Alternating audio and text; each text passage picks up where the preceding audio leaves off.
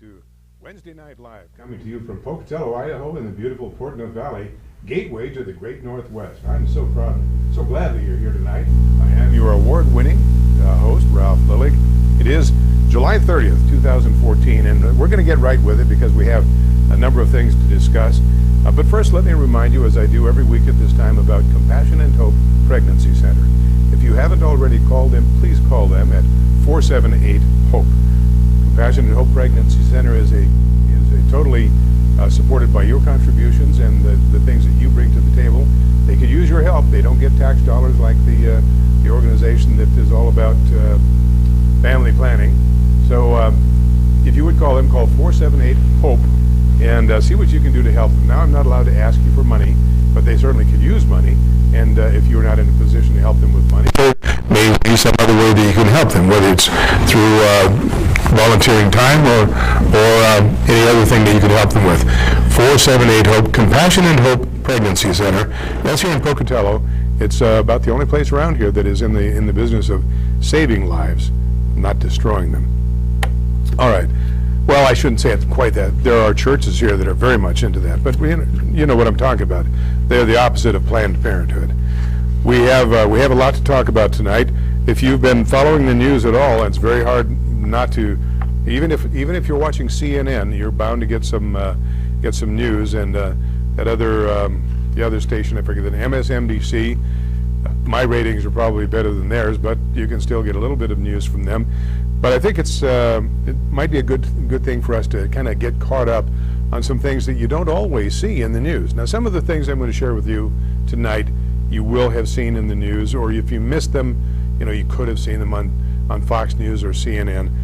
We're going to talk at some length about the war that's going on between Israel and Hamas, the terrorist organization which is determined to destroy Israel and all Jews. It is their sworn and avowed a requirement, I guess, of being a member of Hamas to kill all Jews. Let's see, the quote from the charter is, Israel will exist and will continue to exist until Islam will obliterate it, just as it obliterated others before it. When Israel left Gaza, Hamas was elected the new governing party. The founding document of Hamas calls for the destruction of Israel and the murder of Jews. And you can read this on translation online. As long as this remains the guiding document for Hamas of the Palestinian people, the dream of peace remains impossible. Now, you may not know how we got to the point where the Palestinians are in the position where they are today. This was not by design of the Israelis by any stretch of the imagination. In 1948, 160,000 Arabs who lived within Israel's borders accepted Israel's invitation to choose peace and become Israeli citizens. Between 472,000 and 750,000 Palestinian Arabs, the numbers disputed by scholars, left what became Israel for several reasons. One, to escape the war. Because remember, when Israel declared its independence, they were immediately attacked by all of their Arab neighbors. Number two, because wealthy Arab leaders left, and without leadership, the Arab communities fell apart. Three, because Arab leaders encouraged the masses to get out of the way of the advancing Arab armies, promising that victory would be quick and they could soon return. Four, tales of alleged Israeli atrocities caused panic. And five, in some cases, Israeli troops forced Arab residents from their homes in sensitive strategic zones vital to the survival of the Jewish state. Now, why do the so-called Palestinians not have a state? Well, the tens of millions of refugees from other war-torn areas in the world during this period resettled in other countries. But neighboring Arab states, with the exception of Jordan, would not resettle the Palestinian Arabs, despite their shared history, language, and religion. Instead, Arab governments confined them in refugee neighborhoods, refused them citizenship, and then used their plight as a propaganda weapon against Israel. And then there's a quote here: the Arab states do not want to solve the refugee problem. They want to keep it an open sore as an affront to the United Nations and as a weapon against Israel. That was Ralph Galloway, former director of UNRWA, in August of 1958. Another quote, "Since 1948, Arab leaders have used the Palestinian people for selfish political reasons. This is criminal." And that was King Hussein of Jordan who said that in 1960. And then all the Arab countries want to keep this problem looking like an open wound. That was Anna Lira Frank, regional representative in Cairo for the United Nations High Commissions for Refugees in 2003. So this is an open wound. It's an open sore. It's been festering and bleeding and oozing for years, and it's not going to go away. The Muslims are determined to wipe Israel and the Jews off the face of the earth. And if they succeed in Israel, then guess where they're going next? They're coming for us, folks, because we have the next largest Jewish population in the world. And they hate us as much as they hate the Jews. And it doesn't matter if you're a Christian or a Jew, they hate you because you are an infidel. But I get ahead of myself a little bit. All right, so I've got some film clips I'd like to share with you. This first one has to do with ethnic and religious cleansing of Christians by the ISIS Muslims, that new caliphate Muslim group that's planning to take over the Middle East. And their ultimate goal, as they have stated, is to literally take over the world, however they can do it. So this is now, if you're interested in this, as I said, it's about ethnic and religious cleansing of Christians, getting them out of the Middle East. If you would like to know about Christian massacres, there's a publication here. It's about 2 years old. I would be glad to send it to you. When you see my crawler going across the screen, just write it down, send me a request, and I would be glad to send you. It's called Christian Massacres, a Result of U.S. Foreign Policy, and it was actually published April 23rd of 2012 by the New American Magazine. It gives you a pretty good look at what the Muslims have in mind for the world, but certainly for the Christians and Jews. And right now, with the exception of what's going on in Israel, Christians are the most persecuted single religion on the face of this earth, as was persecuted by Islam. All right, so Josh, are we ready with number one? Okay, let's take a look at this, folks. Breaking news tonight on the ugly campaign against more than 1 million Christians in the Middle East. The terror group ISIS is now forcing Christians from one of the world's oldest communities and destroying some of their heritage in the process. And now the Pope is speaking out on this. The Church of Mary in Iraq's second largest city is now abandoned after militants closed it and brought down the cross that once stood on its rooftop. They gave Christians a Saturday deadline and the following choice. They could leave, they could convert to Islam, or they could die. And as thousands of the faithful leave everything to run for their lives, literally with just the clothes on their back in some cases, the following messages were scrawled on their empty homes. Translated, they read, quote, "Long live the Islamic State in Iraq and the Levant. Muslims are happy with the return of Mujahideen. God is greater." Tony Perkins is the president of the Family Research Council. And this is really shocking. The Pope came out and said that Christians are being persecuted. The Iraqi prime minister is calling on the world to stand as one against this. And that not only are they forcing the Christians out, but they are committing horrific and violent crimes against them as they do. Correct. Megan, I'm not sure what's more shocking, the atrocities of ISIS or the silence of the Obama administration. And to put this in perspective, as you set it up, we're talking about a region of the world that is home to the longest surviving continuous communities of Christianity. Actually, it was two of Jesus Christ's own disciples that took the gospel to this region of the world, and they've been there ever since. 10 years ago, 2003, prior to the Iraq war, there were about 1.5 million Christians in that area. Now it's estimated that it's less than 300,000. And as you pointed out, they're given a choice. They can either convert to Islam, they can leave, they can pay an impoverishing tax, or they die. That's the choice of freedom under Islam. You looking at the facts, so thousands of the Christians leave the city, and then they decide to torch an 1,800-year-old church. Then not only are they forcing the people out, committing violence against them as they do, but then they're torching churches that are 1,800 years old. I mean, the history and the total lack of respect for anything that isn't theirs. Megan, we shouldn't be surprised. This is not the first time they've done this, and it's not the first religion they've done it, although Christianity is now the most persecuted religion in this part of the world.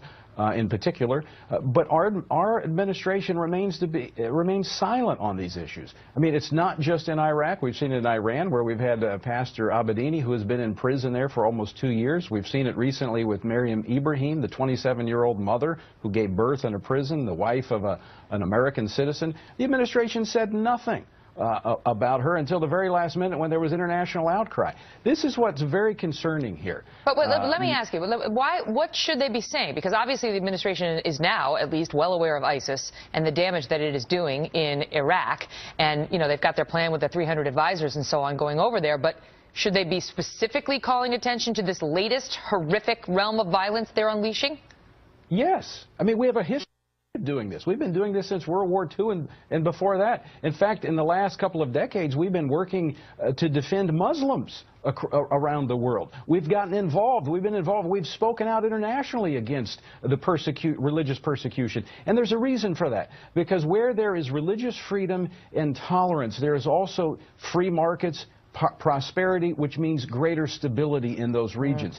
This is very dangerous. This administration has been silent continuously when Christians have been persecuted. And I'll tell you what I think is at the bottom of it is this administration is more concerned about offending Islamic states and Islamic nations than they are defending the long-standing policy that America has always had, that religious freedom is a human right, not just an American right.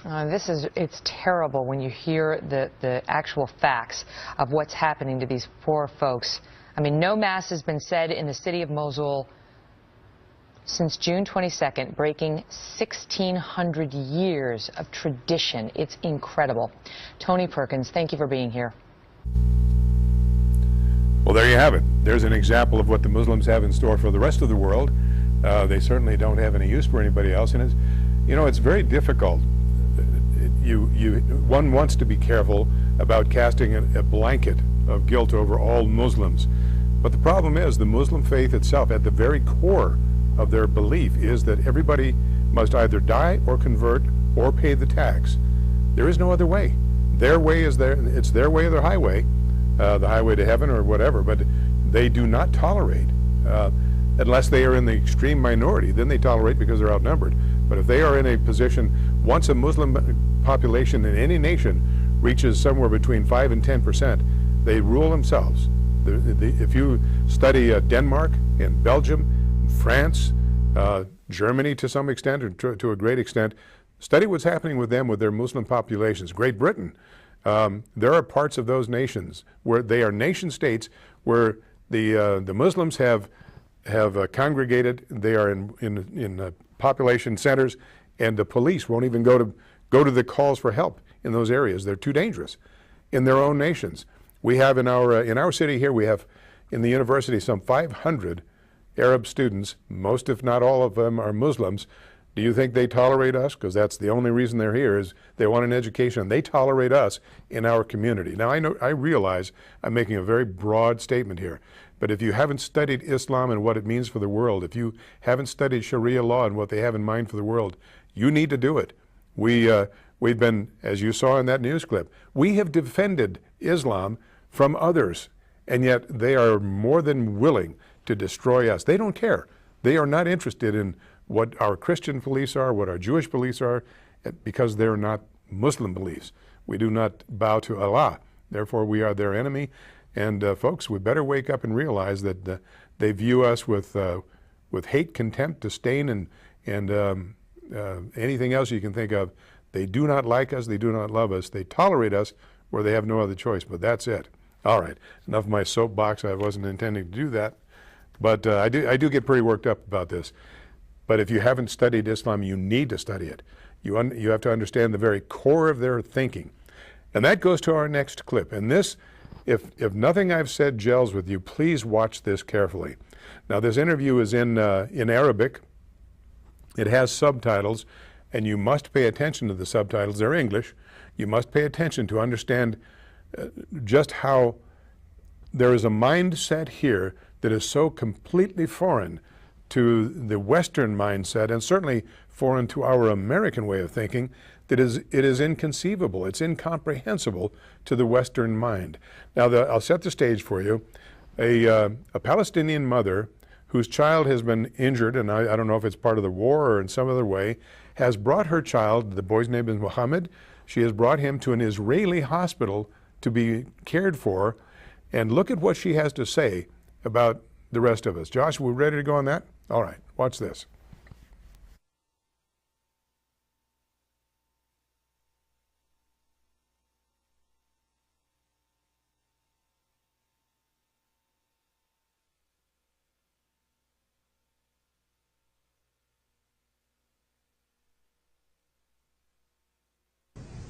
قسمها لا نص نص لا إلى القدس والله زي عرفات قال مليون شهداء للقدس أكثر من مليون كلنا للقدس كل الشعب إلى القدس. لا تزعل أنت صح؟ على ايش؟ عشان بحكي هيك؟ لا انا حسب رايي شهداء ما شهداء هي كلام فاضي. لا أنا كلنا، أنا بحكي لك مش مليون، كلنا للقدس. شوف كلنا عاد إحنا الموت عنا شيء طبيعي، ما نخافش من الموت. يعني من أصغر واحد من البيبي اللي أصغر من محمد ده أكبر واحد فينا، كلنا في القدس. لأنها شايفينها حقنا هي. إذا بتزعل أنت حر. بزعل. ازعل، ما بقدرش يعني، هذا عقيدة دينية بقدرش، بكفر إذا قلت القدس مش إلنا. تحب تكفر أنت؟ خلاص. الموت عندكم عادي؟ عادي.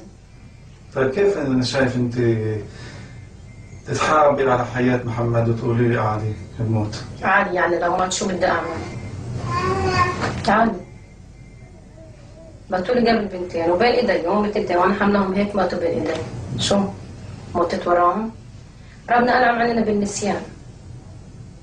عادي. مش مشكلة. عادي؟ عادي. وكيف حسيتي لما أولاد ماتوا؟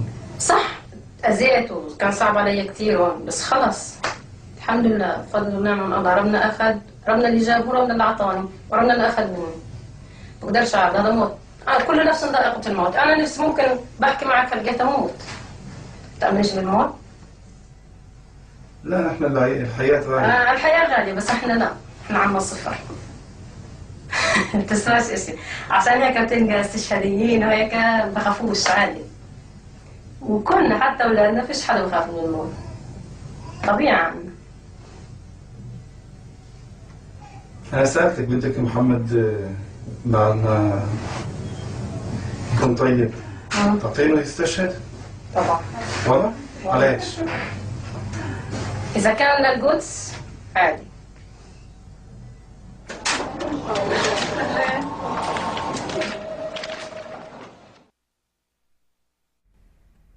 There's a mindset that completely baffles me there. Maybe you understand it.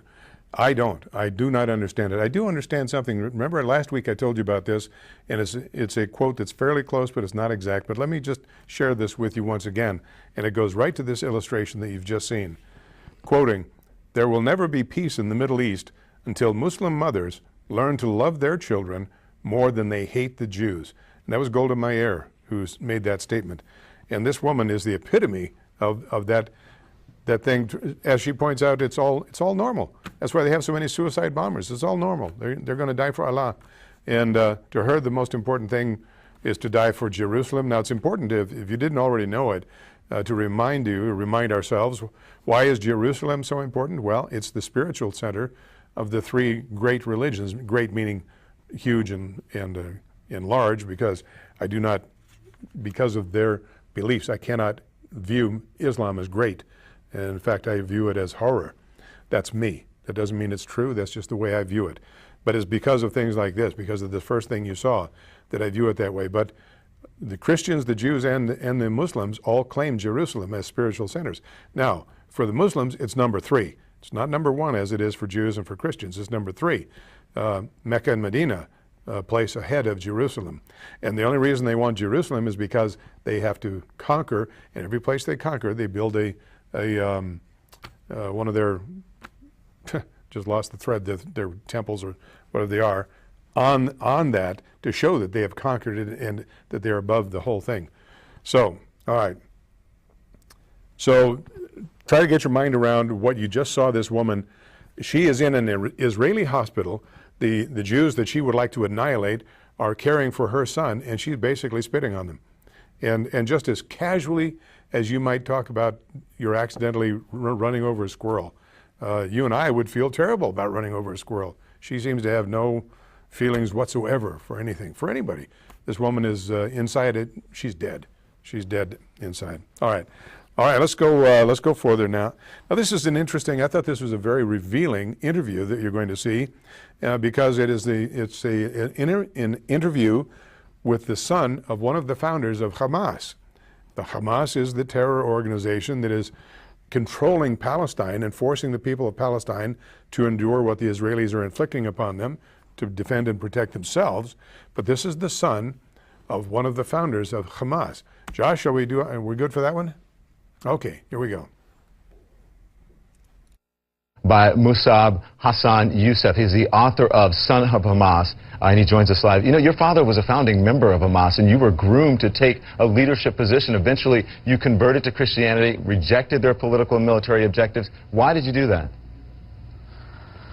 Well, for the simple reasons that we see right now in Gaza, that Hamas does not care about the lives of Palestinians, does not care about the lives of Israelis or Americans. Mm-hmm. They don't care about their own lives. They consider dying for the sake of their ideology a way of worship. Mm-hmm. And how can you continue in that society? Okay. I'll ask you the same question I asked my last guest. Can you coexist with someone whose mission is your destruction? Well, Hamas is not seeking coexistence and compromise. Hamas is seeking conquest and taking over. And by the way, Israel, the destruction of the state of Israel is not Hamas' final destination. Mm-hmm. Hamas' final destination is building the Islamic Khilafah, which means an Islamic state on the rubble of every other civilization. Mm-hmm. These are the ultimate goals of the movement. Musab, you say in your book that Hamas targets civilians as a tool of war. Tell us about the Hamas that you know from growing up in the West Bank. Well, in the mosques, Hamas taught us that without shedding innocent blood for the sake of the ideology, we won't be able to build an Islamic state. They were preparing us from the age as young as 5 years old. This is the ideology that Hamas was feeding us. And honestly, it's impossible almost for anybody to break through and see the truth of and real face of Hamas and be able to leave at some point. As you see in my case, I had to lose everything just to say no to Hamas. And today when I look at the children of Gaza and I know what they are fed, I know that they have no choice. Yeah. Musab, thank you. Appreciate you joining us. Next time we'll spend a little. All right, so there you have it. This young man, and if you've read any publications by Christians who were formerly Muslim, you will find a very similar thread. Of course, it's the blood, the grace of God by God's grace that they have come to Christ and they have become Christians. But when you listen to them and you talk to them, they certainly have very common and similar backgrounds, and it always has to do, almost always has to do with the uncompromising, hateful doctrine of Islam, and it is both uncompromising and hateful. Imagine if you can, imagine if you will, please. We are a city of about 50,000 people. I realize that's rounding it off, and next door to us is a community, Chubbuck, of about 10,000 people, and the only thing separating us, one community from the other, is Chubbuck Road and part of Yellowstone. Imagine, if you would, that there had to be a fence put up there to protect us because the people of Chubbuck decided they hated us, and they started lobbing missiles over into our cities, into our city. We are 50,000; they're about 10,000. The analogy is similar, but I mean, it's really straining here. The Jews are about 8 million, I think it is now, 8 or 9, and the Palestinians are about 1 million. And yet the Palestinians continue, instead of building new roads and hospitals and schools and supermarkets and everything else, they take their money to build tunnels underneath of their town to get into Israel so they can murder Jews. And then they send rockets. Those rockets are not cheap, even though they're not that sophisticated. Those are not cheap. They're spending millions and millions of dollars. And what? They're not firing those at military installations. They're firing those into the communities. They have never had a military target in their sights. They fire the rockets indiscriminately. So no matter if this were going on between Chubbuck and Pocatello, it wouldn't matter if you lived on the West Bench and the East Bench, in the University District or the Indian Hills. Doesn't matter. We don't have any military installations here. They don't care. Their whole point is to murder us, to kill us. So now when you try to put it in, and obviously there's nothing going between Chubbuck and Pocatello, but that's how close this is. There's a fence separating Israel, which was brought about in, I think it was 2003, out of necessity to protect Israel from the Palestinians who would, in the second intifada or whatever it was busy trying to, their stated goal, as they say, we love death as much as the Jews love life.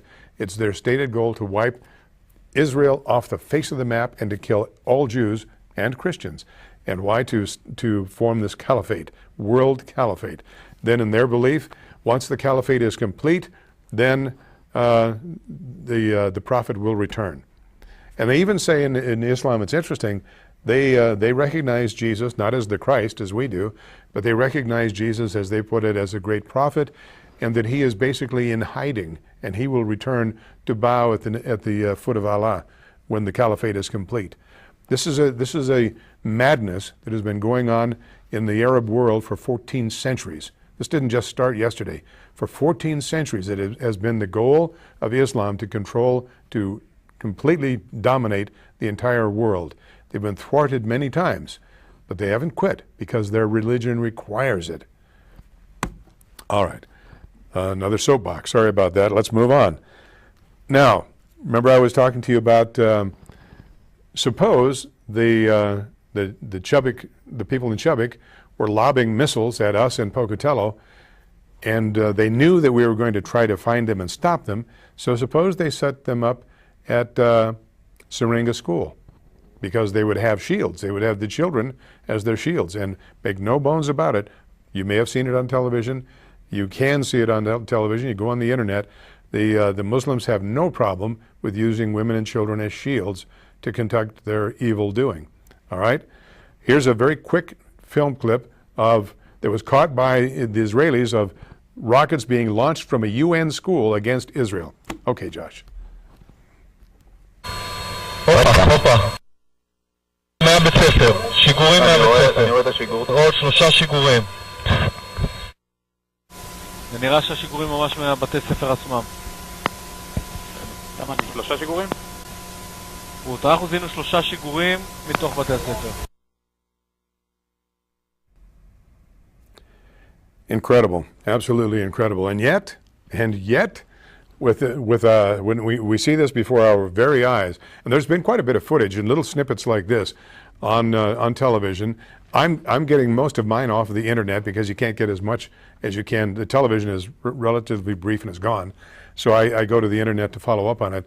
But it's astonishing to me the mindset of people who would put rocket launching facilities in a school, knowing that the Israelis are going to target those rocket launchers. Now, to their credit, there have been several film clips. I'm not showing them because there's so many I want to try to cover. There have been several film clips where Israeli aircraft have been over a target, and they have the target in sight, and they have seen children or women or old people on the roof of a house, for instance. And even though they were attacked from that house, they refused to fire upon the house, knowing that it has military equipment in it, because of the existence of a man, a woman, or a child on the roof of this house. The restraint being shown by the Israelis is astonishing. It's just as much astonishing to me as the restraint that we have shown in Pakistan and Afghanistan and Iraq. The restraint is mind-boggling. considering what they're going through on a much closer basis. The war in Iraq hasn't touched us personally here in Pocatello yet. All right.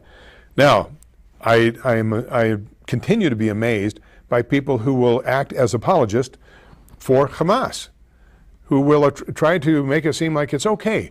Hamas is doing what they have to do, and you Israelis are the bad guys here, and how dare you pick on this little nation or this little area. It's not a nation, it's not a state. It's a prison for people who are not Hamas, but they elected Hamas. That was what they asked for. They got what they wanted. Now they're suffering the consequence. All right, but there are those in our nation, and in this case, I'm going to show you a film clip from CNN. That paragon of truth, Pravda, the Russian word for truth, Pravda West, CNN, as one of their entertainers, tries to act as an apologist for Hamas by going toe-to-toe with a representative from the Israeli government. Let's do that one, Josh. Thank you. Call for a full report, Aaron.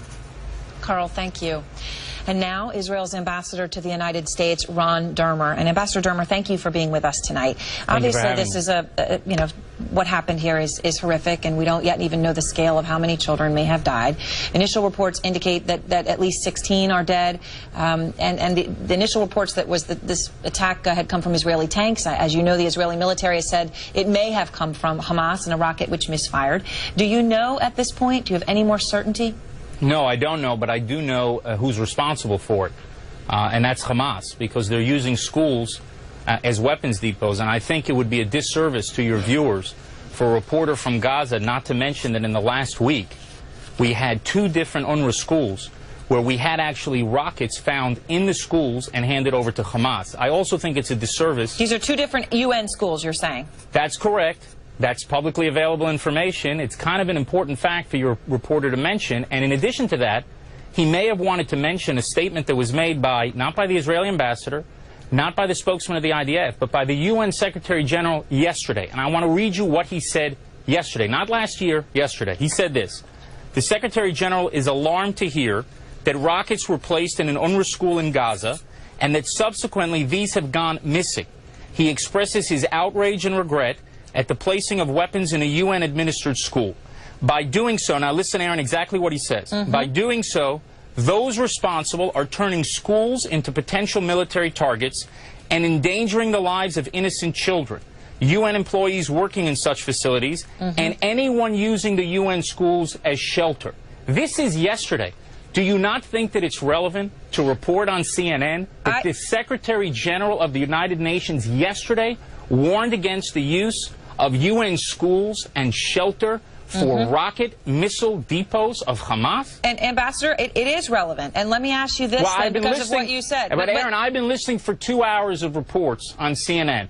I have seen split screens, horrible pictures that any decent human being would be horrified by. I have not heard a single person say what I just said to you now. And I think that that does a disservice to your viewers to not give them the context they need to make these judgments. Hamas is placing missile batteries in schools, in hospitals, in mosques, and there must be outrage by the world at Hamas to end this. But Ambassador, there is also this, which is, and this is the latest information we have, which is that Israel, you did reach out to the UN 3 days ago. You told them to evacuate the school because of exactly what you just said. That's right. But here's my question, and the reason that we're showing these pictures, because these are dead children. Would Israel have taken the time to confirm that those children were out of the school before you fired? Send someone in to look? Or do you think it's okay that you issued the warning and then just went ahead and fired? Well, if there were kids there, that's their problem. I think you have no basis for making the statement that you just made. Of course we wouldn't fire directly, but I don't know what happened in that school. What I understand is we gave people days to get out of that area. This is in the northern Gaza Strip. There's a good chance that it may have been a Hamas rocket that hit it. I don't know if somebody fired, a Hamas fighter fired directly from that school at our military who's operating there, and then we responded to fire. I don't know the facts. I do know that there's children, and I don't blame the media. Don't get me wrong. I'm not blaming the media for showing the pictures.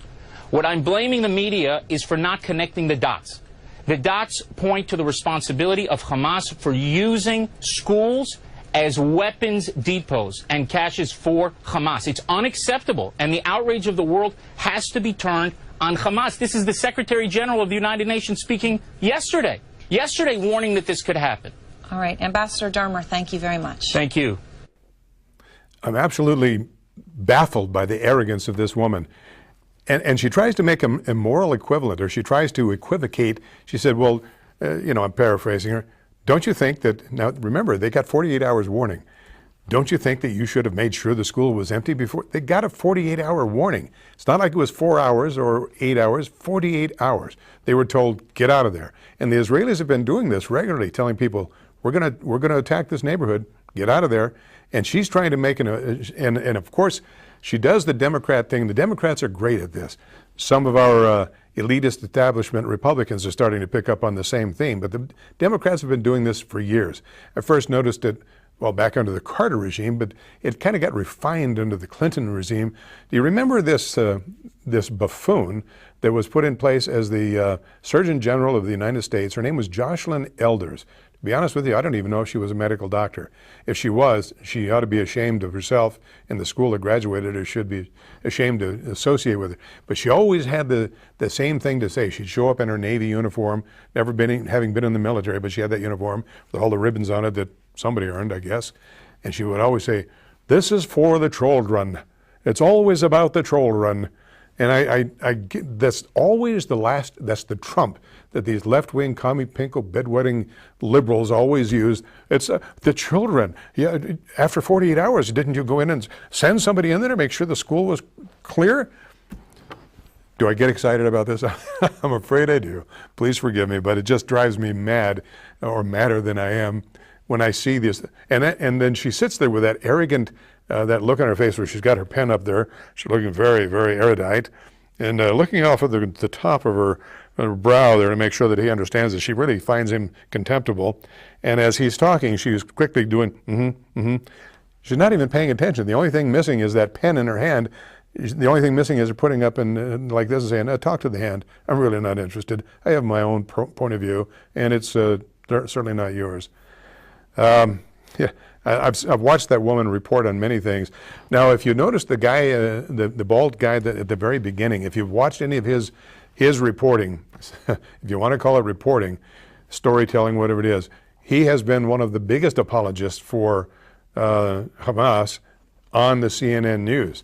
And he tries to make a show of how he's being really reporting what's going on, but the guy is so bought and paid for by Hamas and whoever pays for him that it's astonishing. But he is what passes as a journalist for CNN. The only thing I can give him credit for is having the guts to be there in the dangerous times there, because his reporting is less than enlightened.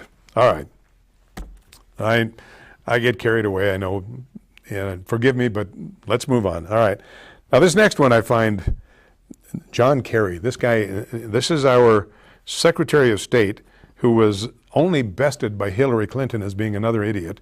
But he's a powerful idiot with lots of money and lots of the right connections, and he is now our Secretary of State, and he's doing the same thing that Sister Clinton did, jump on a plane and run over there and say something stupid and see if he can get the right camera, the sound bite for the cameras. Now he's going to try to make a moral equivalent between Qatar and, I forget, you'll see it on here. They're supposedly going to try to broker a peace deal. These are two states that hate Israel. They want to see Israel disappear. And yet he's going to make a moral equivalent between what's going on with Israel and these people trying to do some peace brokering. Are we good on that, Josh? Okay. Understand that Israel can't have a ceasefire in which they're not able to, that somehow the tunnels are never going to be dealt with. The tunnels have to be dealt with. We understand that. We're working at that. By the same token, the Palestinians can't have a ceasefire in which they think the status quo is going to stay, and they're not going to have the ability to be able to begin to live and breathe more freely and move within the crossings and begin to have goods and services that come in from outside. These are important considerations. We're grateful, obviously, for the Egyptian initiative, for the Israeli efforts initially, but also this particular effort now has been significantly assisted by the input of Qatar, the input of Turkey, and the willingness of these foreign ministers to work hard, even though they were at a distance, and to engage directly with some of the Palestinian factions in order to try to help get us where we are today. Qatar and Turkey, are you kidding me? Both of these states hate Israel. And we're supposed to believe that they're actually trying to broker some kind of a peace thing? Now, give Egypt credit. Even when Egypt was under the dictatorship, it was not the last one, but the one before that, and the name eludes me, just as the word mosque eluded me a little while ago. Egypt, it may have been under a dictatorship, but at least it was stable as relates to Israel. And they had, Israel and Egypt had an understanding. They had worked out various compacts, whatever. And Israel, Egypt was not an immediate threat to Israel. In fact, in some ways, they kind of helped to protect Israel in a very strange way, but they did. But Qatar and Turkey, all they want to do is wipe the Israel off the face of the map. And we're supposed to give them a moral equivalent as being peace brokers?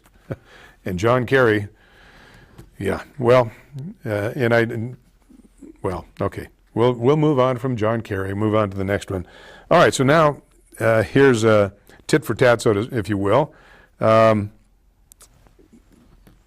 Benjamin Netanyahu, and most of you know this, but if you don't, he's American educated, and I believe he was born in this country. He is now, of course, Prime Minister of Israel, and certainly doing, he's shown a lot more chutzpah as the Prime Minister of Israel than this alleged president. The one we have that's, you know, the AWOL, the only way we can find him is find out where they're having a fundraiser, and he might be there if he hasn't moved to the next one. But Netanyahu is a warrior. This man really believes in his nation, and he is going to defend it. He's taken a lot of flack, even from people in his own parliament, in the Knesset. But God bless him. He's a strong man, and he has stood strong. He has a little bit of information for us. And Josh, can we roll that one? Okay. The fact is that every day that passes, Iran gets closer and closer to nuclear bombs. The world tells Israel, wait, there's still time. And I say, wait for what? Wait until when? The world needs American strength, not apologies. Now, why is Iran important there? Well, Iran is one of the major contributors to Hamas and to what's going on in Syria and backing ISIS, which is, has established its own caliphate now across 3 nations, Syria, Iraq, and I think Kurdistan, or maybe part of Jordan. ISIS is on the move, and it's dead set on taking over, well, eventually the world. You know, the only thing missing is, and they do goose step when they march, it's missing is the Hitler salute, because they really thought a great deal of Hitler. So Iran is important because we've been kind of ignoring Iran. Now, Israel can't afford to ignore Iran, but the missing in action president is ignoring them, and so Netanyahu has to remind people that, you know what, we still have a problem. And they're the guys who are funding, among others, funding what's going on with Hamas. Okay. Do you remember, let's see, remember in the very first clip I showed you where Megyn Kelly was talking about the 1,800-year-old church that was destroyed? Well, here's the film clip of that church being destroyed. Josh, let's roll that one.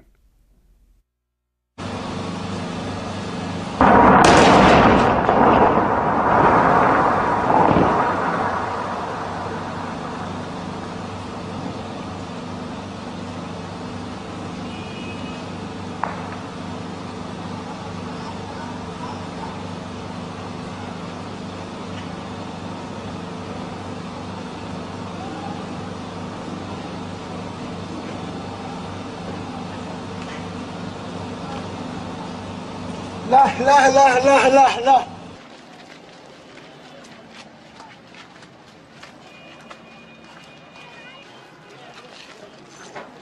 على بغداد وجهنا لو نموت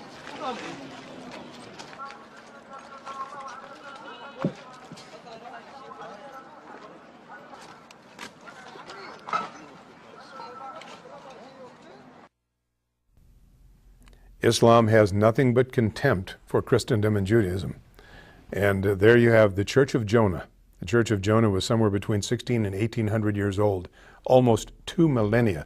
Before Islam was even dreamt up by that madman that came up with the idea of Islam, that church existed and was practicing Christianity. And they destroyed it, and then you hear the guy yelling, Allah, Allah, Allah. This is a great, great victory for Allah. Yeah, okay.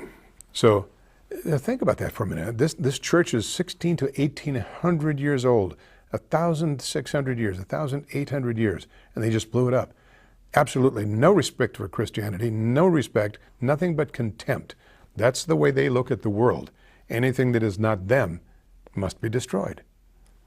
The religion of peace, and as they march forward. Now, this next clip is an interview with what we should, I would hope, everyone who has read about him or seen him talk or knows anything about him would view as a genuine American hero. And that's Lieutenant Colonel Allen West, an retired Army Lieutenant Colonel. You can Google him, and I suggest you do, learn more about him. This is a genuine American hero. This is the kind of guy that guys like me who were in the field are very willing to follow into wherever we have to go. So here's an interview with Lieutenant Colonel West, and I think this is on Fox Television. So can we go with that one, John? Fox News alert now. 2 Americans fighting for the Israeli Defense Forces have been confirmed dead at this hour, and Hamas showing no signs of letting up. So why are so many liberals in some cases here in the U.S. painting Israel as the bad guy? Lieutenant Colonel Allen West, a Fox News contributor, was wanting the same thing. He says they've got it all wrong. First, listen to Bill Clinton. Over the long run, it's not good for Israel to keep isolating itself from world opinion because of the absence of a viable peace process. So, Bill Clinton, does he speak for a lot of people out and about in this world, Colonel? I think what you see happening, the protests over in Paris, France, and London, and the protests you see in front of the White House, they're undermining Israel's credibility in conducting this operation. Prime Minister Netanyahu said it very succinctly when he said that Israel is using its missiles to protect its people, but Hamas is using its people to protect its missiles. Hamas is a non-state, non-uniform, belligerent terrorist organization. Why should anyone want to side with an Islamic terrorist organization against a sovereign nation state? And what we have to understand is that when the Israelis dragged their citizens out of Gaza and turned it over to the quote-unquote Palestinians, they sought peace. And what they have gotten in return is incessant rocket fire. They have these tunnels that we believe up to 36 tunnels have been identified. And this has to stop. We would not tolerate that in the United States of America. They don't know when the next tunnel is going to pop up right in the middle of Israel proper. And that happened this morning, we understand, and 4 Hamas militants have been killed. That's the ultimate terror. You don't even know if the ground you're walking on is really the basis of a tunnel. The last one, Mr. Shalit, was kept captive for 6 years. Yeah. They wonder if it's going to be them tomorrow. But, Colonel, the one thing about this that I think is heartening to us in the West is that there's not one Arab leader who's condemning Israel for this push into Gaza. In fact, Egypt is almost supporting it. And even the Palestinian people are saying, what happened to the rallying point? Is Hamas's strategy of getting the Arab world and the Muslim world to rally around them backfiring? Well, I think what you see happening in the Islamic world is a drive for Islamic terrorism and totalitarianism against the secular leadership. You saw that in Egypt with the Muslim Brotherhood rising up. You see that happening with the opposition forces like the Islamic State or ISIS and what they're doing going against Bashar al-Assad and the threats that they're making against Jordan. So al-Sisi has stood up against the Muslim Brotherhood. He has cut off the tunnels of Hamas, which is the Palestinian arm of the Muslim Brotherhood, and they're also supplied and resourced by Iran. So we do have an ally in Egypt, but the sad thing is that you have an Obama administration that is withholding support to Egypt at this time when they were providing tanks and jets to the Mohammed Morsi Muslim Brotherhood Egypt government. And we're up against the clock, but Colonel, are you concerned that Secretary of State Kerry rushing to the region will push Israel into a truce that will stop their objectives from being realized? Absolutely. And the thing is this, how can you have a ceasefire and a truce with a terrorist organization whose charter, whose whole reason for existence is to exterminate the Jewish state and to kill every man, woman, and child of Jewish descent and in Israel? So why would we want to have a ceasefire negotiation with them? Because it just means that you'll come back 6 months, a year from now, and have to do this all over again. We need to crush Hamas. We need to support Israel in doing that. Lieutenant Colonel Alan West, thanks so much. And you see that along the bottom there at the crawler, Democrats are telling Israel they need to make peace. Are you kidding me? If you noticed in the about halfway through that, you noticed a split screen and there's an airstrike on a building, and you see the missile go in. You see a cloud, and then you see this tremendous blast.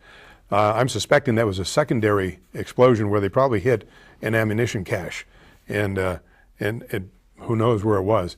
Knowing the cowardice of the Hamas people is probably in a school someplace, and yet the Democrats are telling the Israelis, "You need to make peace." Are you kidding me? All right. Well, now we've kind of covered a lot of territory here, but we haven't covered really directly. We haven't really spoken to or directly addressed the diplomatic way of doing things that is the hallmark of the Obama administration. Obama considers himself to be quite the diplomat, and he has an interesting way of addressing anything that has a diplomatic need to it. Pay close attention to this. And Josh, are we good on that last number 10? Pay close attention to this diplomacy here.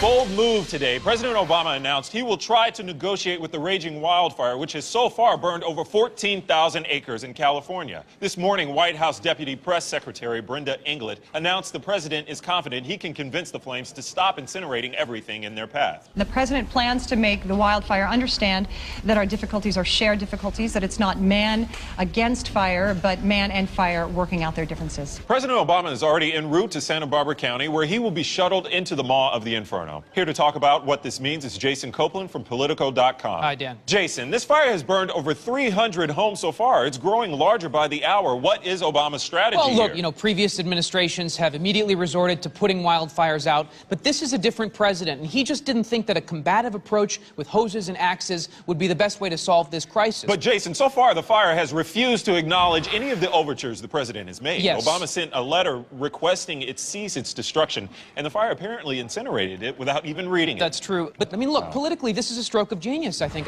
The most powerful man in the world is offering an olive branch to this petulant fire, Yes. and the fire looked pretty bad here, childish even, just burning it up like that. And Obama is also going to present the fire with a gift, a charred table leg from the White House Yes. that was torched by the British in the War of 1812. That's exactly right. As the president said in a recorded statement, fire has a complex, beautiful, and at times destructive history, but we would be remiss if we did not recognize its unique ability to create as well. Yes, and that must have been the idea behind all those photo ops with the various fires over the past few days while the wildfire was destroying homes. I think it was, yeah. But Jason, Secretary of State Hillary Clinton's meeting with Yeah. the fire 2 days ago was considered a total failure. Well, it And certainly then didn't there are a go lot well. of conservatives who aren't convinced we should even be approaching the fire. Here's what Wendell Mack had to say on his syndicated radio show this morning. Obama puts fire first. Some people say, Wendell, you're crazy. It's not like he gets up in the morning and thinks, what can I do to help fire? Well, you know what, folks? I'm not so sure he doesn't. And what do you make of that, Jason? Well, look, as Obama has said himself numerous times, if he wanted to, he could talk to the clouds and get them to unleash a great rainstorm upon the wildfire. But that's not this president. It's going to require all of the president's diplomacy skills to make the fire see that putting itself out is what's best for both parties. All right. Thank you, Jason Copeland. Thank you, Dan. Later in the hour, we'll look at the rumor sweeping the internet that Obama himself is born a fire. Moving on, a new report finds extramarital affairs cause happiness in scientists. I've got to find that website or that link because that is one of the funniest pieces. And yet, because it's delivered so it's straight, and you look at that and you have to stop and think a minute, wait a minute, are they serious? Because it sounds exactly like the garbage that comes out of the press conferences, out of the Oval Office, all of the stuff going on, the diplomatic approach that Obama has. just got to work with this fire, this petulant fire. And he could call down rain clouds to put it out, but let this work itself out. And then the charred table leg, I love it. All right, well, we had one other film that's a little bit long, so we're going to hold off on that. I just wanted to remind you, and let's see. Now, there is a publication that I would be happy also, just I think I mentioned it a moment ago, I'm going to mention it again if I didn't, that this was in April 23rd of 2012 in the New American Magazine, Christian Massacres, a result of U.S. foreign policy. And I would be glad to send that to you. Send a request to the crawler address there, and I will send it to you. I'll send it to you free of charge.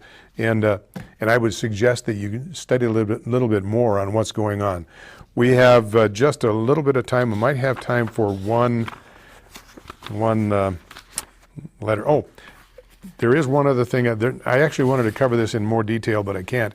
Did you see in today's Idaho State Journal, July 30th, Idaho legislators, it's time to repeal Common Core. I know that's a far cry from Hamas, although maybe it's not that far a cry. I will be glad to send you this information about Common Core and why it is devastating to education. And our state has adopted it. Now, I just, the other day I got an email message from a friend of mine in Oklahoma who sent me a news flash. Oklahoma's Supreme Court has upheld overturning their Common Core. So another state has said that we don't want any part of this garbage for our kids. Anyway, if you get a chance, go to today's Idaho State Journal and read Neil Larson's column. Neil is quite a gifted writer, as well as, he's a lot of fun on the radio, and he's, for the most part, he's conservative. He's a little confused on this whole issue with the GOP flap and all that, but he's, for the most part, I'd say 99% of the time, he's pretty close on. He has an excellent, you can probably go online and read it if you don't already have the newspaper, but take another look at it and why we don't need Common Core. If you've been missing it, I would suggest that you tune in at 5 o'clock on Sunday evenings or afternoons to watch Aaron Hayes. He is a religious historian and teacher, theologian and theological teacher. He has a program on, it was on this afternoon as a matter of fact, came on at 2 o'clock, but every Sunday at 5 o'clock, tune in to Aaron Hayes' program, and you will find pretty soon he's going to be doing something on the Crusades and Islam, and I think you'll find an eye-opener there about what the Crusades were really all about and what is the juxtaposition with Islam, why the big beef. And you'll find, it'll make you better understand when you hear the Muslims talking about the Crusaders. You'll understand a little bit more about it. Well, that's it for tonight. The clock here is about 2 minutes off, and I'm getting the warning it's time to go. So I will say thank you very much for viewing us tonight. I hope you'll tune in again next week. And in the meantime, have a good, safe week. God bless you and yours. Thank you. Good night.